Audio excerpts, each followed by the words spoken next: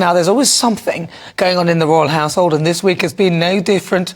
On the menu, we've had the Duke of Sussex's victory at the High Court, where it was ruled that he could continue his unlawful information gathering claims against associated newspapers. Prince William is also back in the news, saying that he wants to go above and beyond his family in bringing change.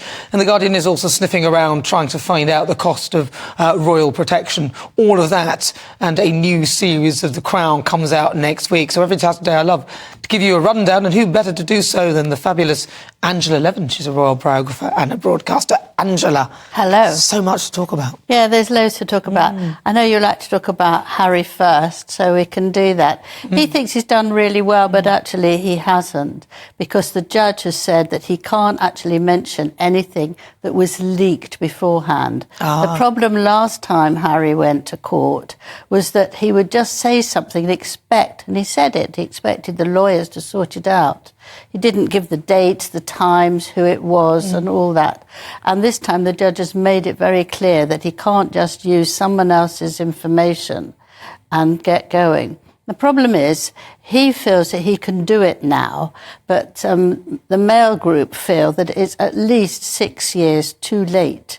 So he can't do it now. So that's the fault. And the Mail has got to come in with enough va-va-voom, I suppose you could call it, that Harry can't beat that. But I was thinking, you know, is he going to come over? Is there going to be another problem about protection? Is it going to cost all the taxpayers a load of money? And what about his visa as well in America?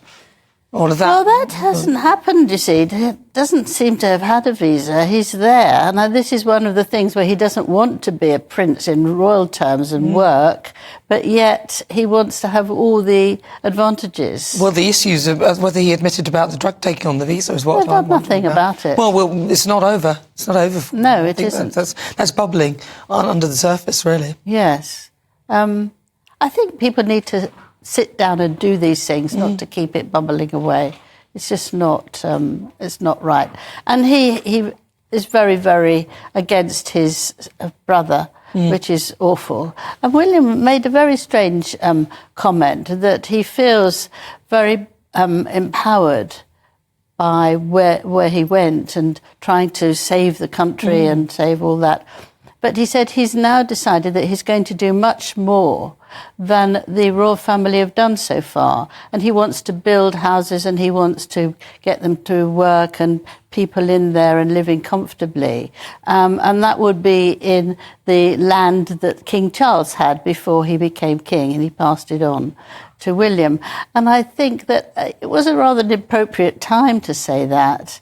And I think as well that we don't really want fights as to who's doing what, and I'm doing better than you because I'm actually getting houses and you're just signing. He doesn't want to sign pages and cut ribbons. Well, I mean, now there's other stuff going on there. We've got the Guardian trying to find out the cost of safety of the royals. They're trying to find out. Yes, I found that...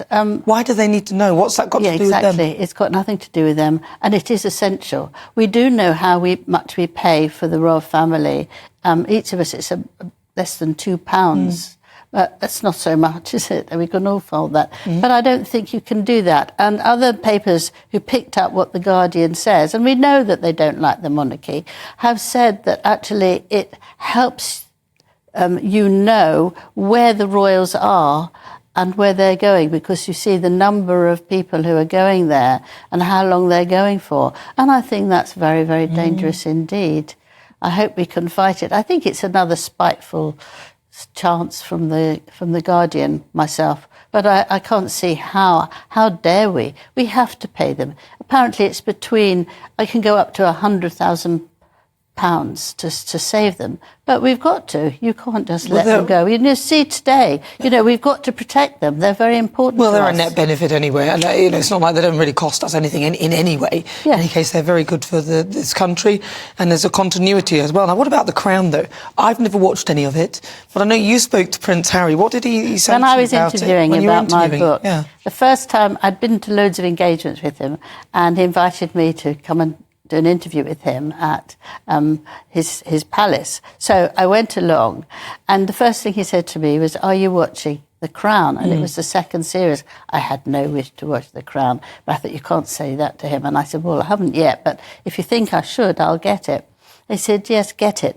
But I am telling you, I will not allow them to do anything on me. I will stop it before they do that. And I actually wrote this in the book because I thought, you'll be lucky. And actually, although he's had loads of business deals with the people, they've taken no notice of him whatsoever. They're going to do that. They're putting him in as a little boy who drinks, who smokes dope, who hates his brother. Oh dear! And as a rascal, well, he was a right, rascal. though, isn't it? I mean, he was a rascal, and he wanted to join the boys who were naughty at Eton, and he did. But I think it's very horrible to actually see yourself like that. And they've also said they're not doing anything on Camilla with regards to what he said about her, what he said about her. And I think, well, thank goodness for that. He won't be pleased, but I'm very pleased. I think it's hilarious. He'll absolutely hate it. They'll have him like going, rah, drinking and talking around and going, rah, let's get in. I don't know what he's been doing, but I was about to get myself in trouble there. I won't. Let's stop there. Let's stop right there. Yeah. So it'll be very interesting sort of towards the end, because the Royals don't tend to get that busy, do they, towards the end of the year now? So are they winding down? There's two episodes. One is about putting Harry in and William in, and why he's so jealous of William, which is also will annoy him. And the other one is with Diana. We don't see actually how she's been killed, thank goodness to that. Yeah. But she does come back as some sort of ghost and talks to Charles and said, you know, I'm going to remember you now with this smile because that would be very nice for me. And I thought, poor old William, and even poor old Harry, we don't really want to see their mothers in a sort of ghost form. Nobody really does. That's a bit much, isn't it? Listen, Angela Levin, as ever, thank you so much for joining Pleasure. me. That's Royal biographer Angela Levin.